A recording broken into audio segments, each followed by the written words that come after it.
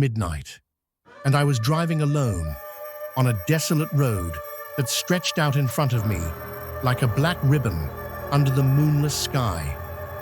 I hated driving at night, but there was something strangely calming about the emptiness, the absence of other cars, the quiet hum of the engine, and the way the world felt as if it had shrunk down to just me and the road. The soft, rhythmic beat of my tires against the asphalt became the soundtrack of my journey.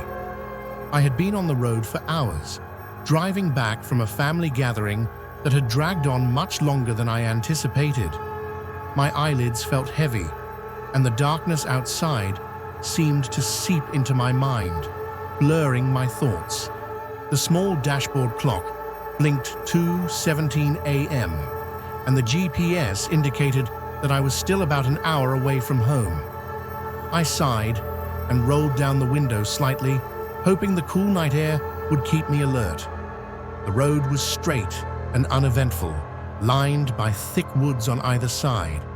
Every now and then, a pair of glowing eyes would reflect in the distance, deer or raccoons, watching me from the edge of the forest. My hands gripped the steering wheel tightly, trying to shake off the nagging sense of unease that had been creeping over me since I turned onto this unfamiliar stretch of highway. Suddenly, the GPS stuttered and blinked off, the screen going completely black. I tapped it a few times, but nothing happened. Great, I thought, just what I needed. Technology failing in the middle of nowhere. But I knew I had to keep going. There was no point in stopping. Not out here, where the only company I'd find would be the trees and the distant hoot. A few minutes passed, and I noticed something odd. The road, which had been straight for miles, seemed to curve unnaturally. I hadn't noticed it before, but now it felt like I was driving in circles. I checked the clock again. 2:17 a.m. I blinked. I had been driving for at least 20 minutes since I last looked at the time. I glanced at my phone, but the screen refused to light up. Dead. I felt a ripple of unease crawl up my spine. The headlights illuminated the road ahead, casting long shadows that danced unnervingly along the trees. I should have passed a gas station or a turnoff by now, but the landscape remained eerily the same, just endless road and forest. I tried to shake the unsettling feeling growing in my chest, but it was impossible to ignore the weird sensation that something was wrong. I had to have taken a wrong turn, I convinced myself, but there hadn't been any side roads. Suddenly, a figure appeared on the side of the road.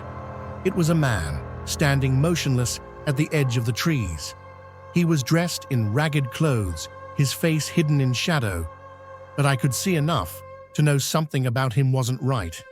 His posture was rigid, his arms hanging limply by his sides, but his head seemed tilted, as if watching me. My foot instinctively pressed harder on the gas pedal.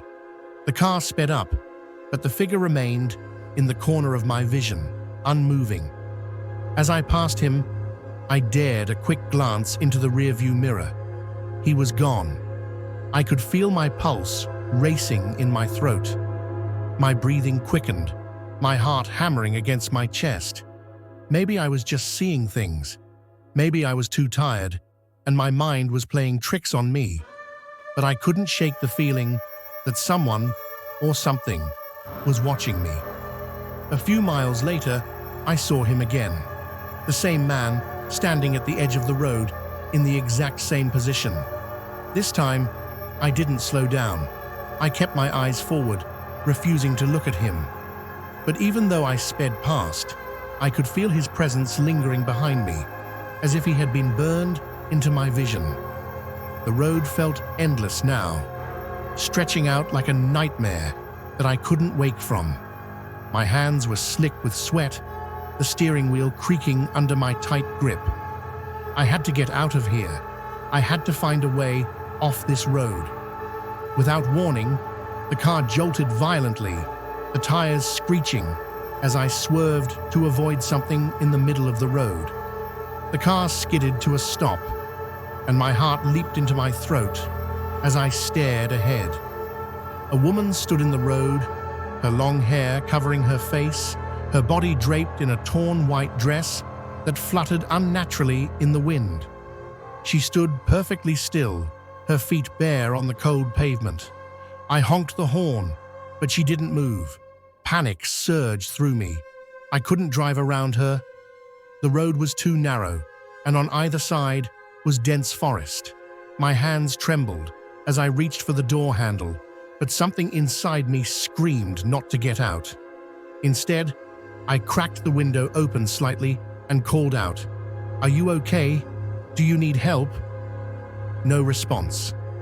The woman lifted her head, and for the first time, I saw her eyes.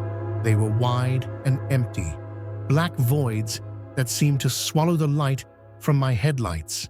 She smiled then, a slow, unnatural grin. I slammed the window shut that stretched far too wide across her face, my heart pounding so hard it felt like it might burst from my chest. I didn't care if I backed into a ditch. I needed to get away from her. Now. As the car lurched backward, she started to walk toward me, her steps slow but deliberate. Her grin never faltered, and her eyes never left mine. I hit the gas, and the car roared down the road. The woman disappeared from view, but I didn't stop. Not until the road finally, mercifully, came to a stoplight at a familiar intersection. The GPS blinked back on, as if nothing had ever happened, and the clock read 3:15 a.m.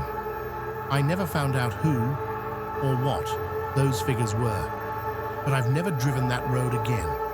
Now, every time I drive at night, I can't help but glance in the rearview mirror, half expecting to see that eerie grin staring back at me.